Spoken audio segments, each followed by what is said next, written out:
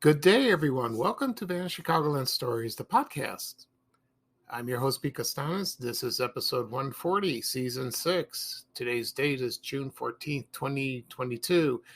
And today's show, I will talk about two things. First, it will be the Ford City Shopping Center shuttle bus. Very unusual topic, but I have a lot of memories of this particular mode of transportation when I was growing up in the Ashburn neighborhood, and a lot of people also who lived around my neighborhood did. And I will talk about that, a little history of it, and my memories, of course. Also, I will discuss actress Carmelita Pope. She was a Chicago actress. A lot of people don't remember her or don't know who she is, but I will talk about her. I'll talk about her biography and her career. It should be very interesting. Right now, the program will go to a commercial break. And this program is brought to you by Old Chicago Indoor Amusement Park. Oh, what a place it was. And this commercial is from 1976. Enjoy, everybody. Thank you.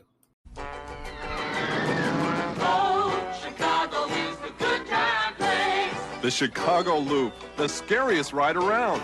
Rides for the little ones, a circus for everyone. Over 31 rides and attractions. Old Chicago is the good time place. Only 30 minutes from downtown. Everyone's favorite magician, Mayor Charlie Baffle, the Windy City Wizard, performs dazzling feats of magic daily in the music hall at Old Chicago. Alrighty, I am back. I hope you enjoyed that commercial for Old Chicago Indoor Amusement Park. Let me give you a brief history of that. It opened on June 17th, 1975 in Bolingbrook, Illinois, and only lasted about 5 years. And it was billed as the world's first indoor amusement park. And that was a great concept, but then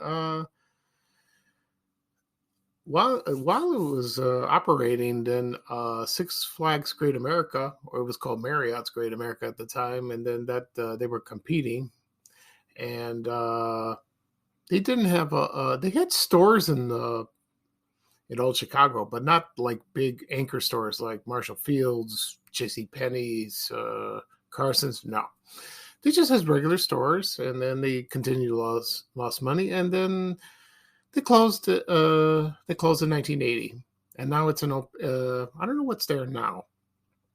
Probably an empty lot or some sort of thing.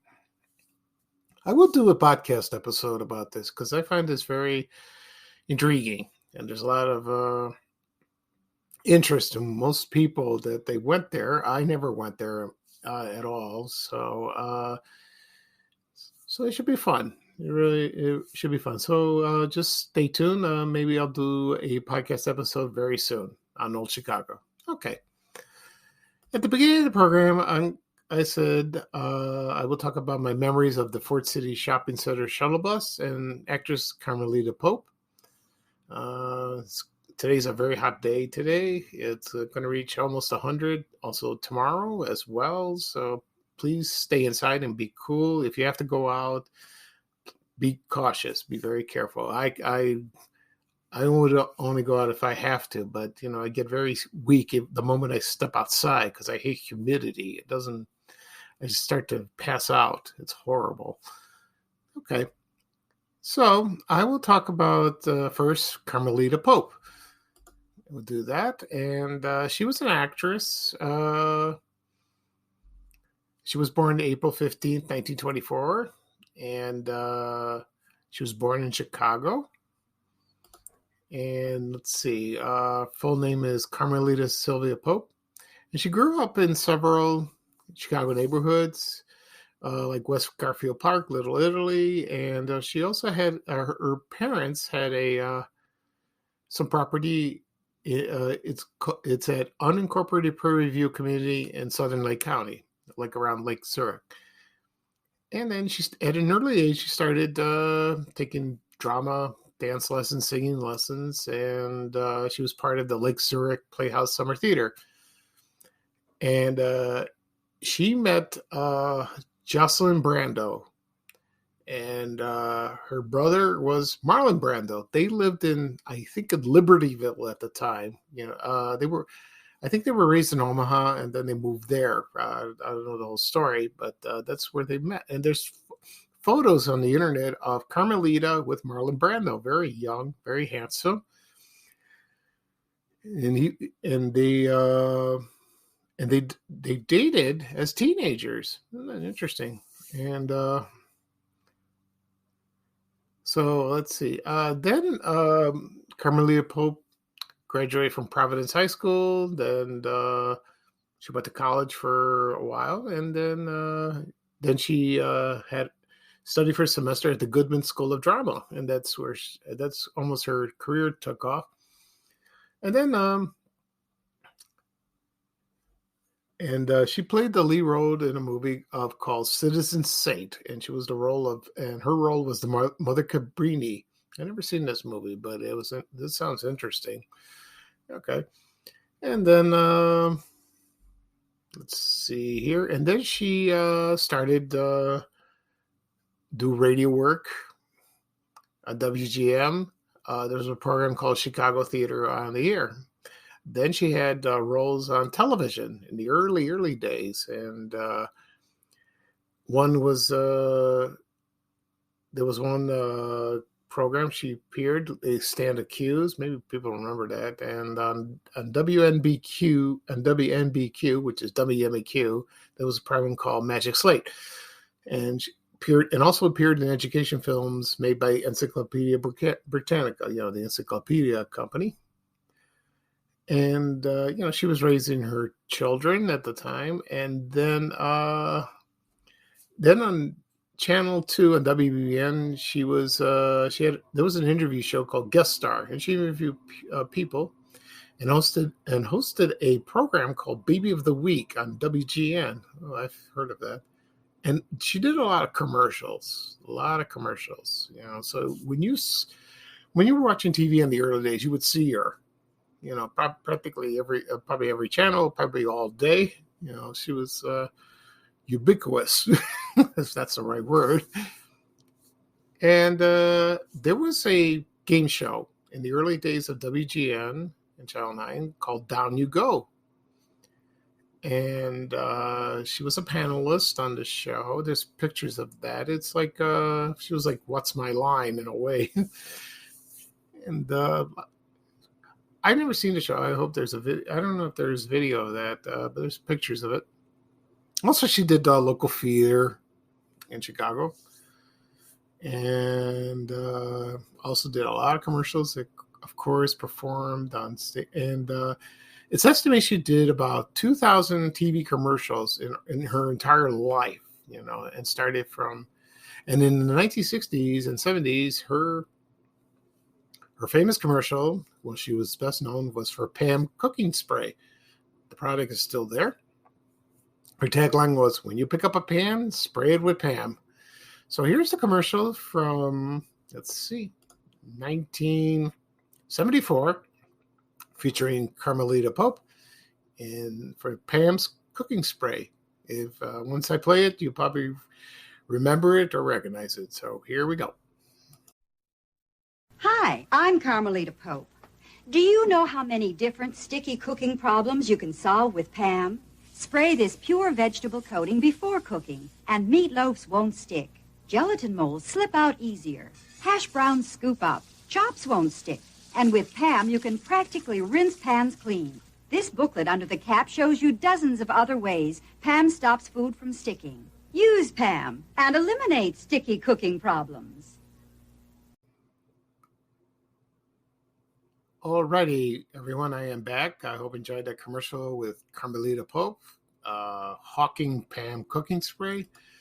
That was introduced in 1959, and I remember it fondly. On the commercials, still used to this day. My mom uses it too. So, but there are other cooking sprays. But then they invented Teflon for skillets and frying pans, so that helped a little. But sometimes it came in butter flavors. like that. And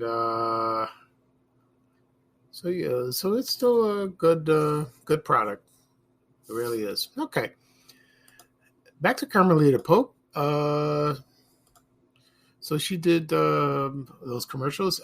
She didn't for on national acting. She didn't do much. She appeared in the pilot film of remember the TV show Spider-Man in 1977. That was the live action show, but didn't catch on. And she worked with animals a lot, just like Betty White. You know, she did that. She did acting. She appeared in a couple of soap operas, General Hospital, Days of Our Lives, but most of the time she just was with her family.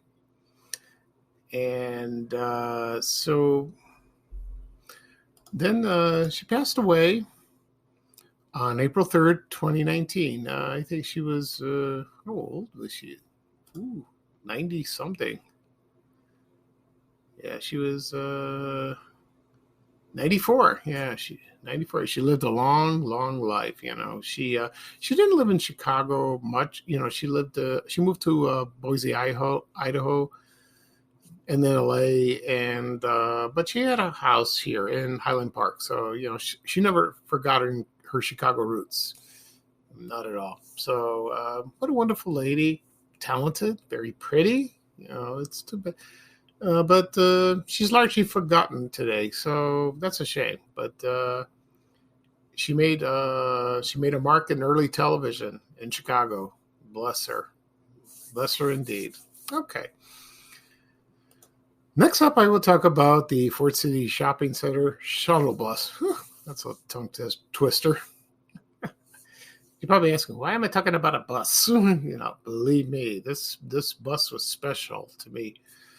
When I moved to the Ashburn neighborhood in 1974 in September, that was our first house, and it was beautiful. And we were informed about the shopping mall that's nearby, Fort City. We didn't know about it. That was from the kids in the neighborhood and our neighbors. And my mom inquired, how do we get there? And because my mom did not drive at the time, she learned to drive about a year later. So she had to depend on the CTA. We always did when we went places. And they mentioned the shuttle bus. You can go shopping. You have to board the bus, and it'll take you right to the mall. And she says, okay. And sometimes we went shopping with her. So we boarded the bus. It was located, the first stop on 76 in South Pulaski. That was where Fort City East Shopping Center later built. But at the time, there was nothing over there. And then also across the street was a baseball field. It was, that was gone. They tore that down, and then they built Daly College. I attended there right after Brogan High School. Anyway, I remember the first memory of boarding the bus with my mom and my brothers. We paid $0.25. I don't know if we had to pay $0.25 each. Maybe. I'm not sure. But there were but you bought tokens too. I don't know where you bought them. Probably at the mall. There probably was a place where you buy them, like CTA tokens. And when we boarded the bus, it was on its way. I remember the bus driver. Someone said his name was George, but I'm sure there were other men that drove the bus. I don't remember a woman driving. Maybe later on. So the first stop took us was at JCPenney, which it is still there to this day at Fort City. It's been there since when the mall opened in 1965 in August. It's one of the remaining anchor stores, probably the original. The other one's gone. And the route was, which I remember, I think it stopped when Montgomery Ward built later on in the probably late 70s. And yeah, the late 70s. I think that was the other stop. The other one was at Weebles. And let's see what else. I think at Fort City Cinema. That's gone. They moved it elsewhere. And I think, I don't know where, maybe the Jewel. There was a Jewel there and a turnstile. I think it was there. I don't remember any other stops. Not really. And so if anyone who grew up with me and remembered it, please comment on my social media accounts. That would very help. And so the bus route started in the late 60s, and I have a picture of the old one. It looked like a van, but then later on it looked like a small school bus later on. It said Fort City Shuttle Bus. There's a picture of that. People when they remember the bus, they remember it broke down a lot. That happened once to me, and then my mother was with me, so they didn't have cell phones at the time. So I don't know how the bus driver contacted whoever. He probably went to a payphone, or if there was a house nearby, and he would just walk and knock on the door and ask, "Can I use your phone?" Just like that. That happened once like that, and so a lot of kids did take the bus, but a lot of kids were cool kids. They didn't take the bus. We walked to the mall, which I did too. You would walk from Pulaski at 76, walk on 76th Street all the way down to Costner, and then go to the fort. Everyone did that. Anyone who lived by walk, they liked that. Or you walk with your friends, or if you had a part-time job at the mall, you did that. At Fort City Mall, I've mentioned this many times. I have applied every single job over there, every place. I've never worked there. I wish I did. I tried to apply to J.C. Penney's, Baker's Shoes, Weebles. A lot of kids at high school at Bogan that worked there. There was restaurants. There was Rascal House, Harvest House, cafeteria. Also at Peacock Alley down the street. Maybe one of the shuttle bus did stop at the entrance outside, probably on the other side of the mall. Peacock Alley, all the stores there, nothing. Even Woolworths, it was horrible. I did that for about maybe a couple of years when I was in high school, and I failed. I never got a job. I will talk about my first job ever on a later podcast episode, which will be fun. The shuttle bus, I don't know when exactly it ceased to operate. Probably mid-'80s, something like that. I don't really remember. But that was iconic for the mall, because it was not amazing, but it was great. It was good transportation. It only cost $0.25. I don't know how, maybe it cost maybe a dime before I was born, but it was $0.25. And their tokens, I posted a photo, of the token, the Fort City, on my Facebook page and social media accounts. And they're collectibles. You find them on eBay, and it'd be nice to have, as a memento of that. But that didn't happen. So that was a good route. I don't know if other malls in the Chicagoland area had a shuttle bus. Like, for example, Harlem Irving Plaza, maybe, or in the suburban malls, like, for example, Old Orchard, Oakbrook Center, even River Oaks in Calumet City. I don't know. Maybe they did. Maybe they didn't. I have no idea. But I think Fort City was the only one, I guess. And that was a good idea at the time, because a lot of people didn't drive back then. And especially my mother. She didn't drive at all. So that was a godsend for her. She wanted to go shopping. And the mall is still there. It's changed dramatically.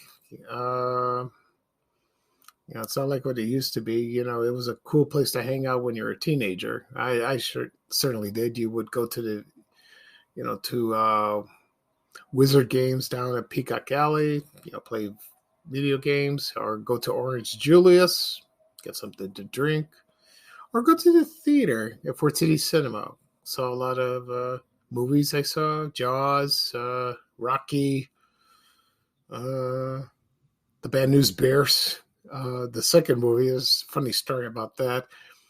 A lot of movies I saw. It was wonderful. I have a Facebook page called Fort City Cinema /Double Drive-In. The Double Drive-In Theater was located at 2800 West Columbus. I found a photo of that, which is cool. It was a cool theater. I would do a podcast episode about that and go into more detail. And well, that's it.